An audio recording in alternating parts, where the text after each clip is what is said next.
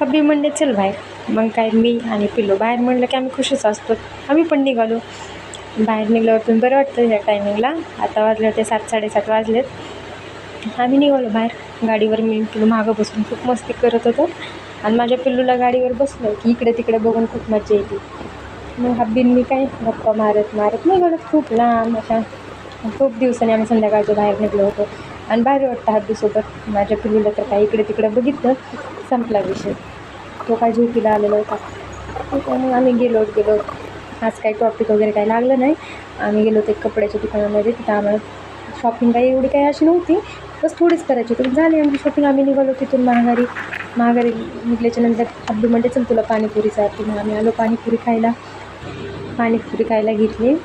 म्हणजे तिथं खूप गर्दी होती ऑलरेडी. परत काय घेतली पाणीपुरी खायला. पाणीपुरी छान होती. तितक्यात आला माझा मोठा भाऊ गोलूचा मामा. मग गोलूला दिलं मामाकडे. परत मी खाल्ली. परत मी घेतलं आणि मग मामा खात बसला. तो परत हब्बीने जाऊन पाणी आणलं. मी आता आले घरी. बाय.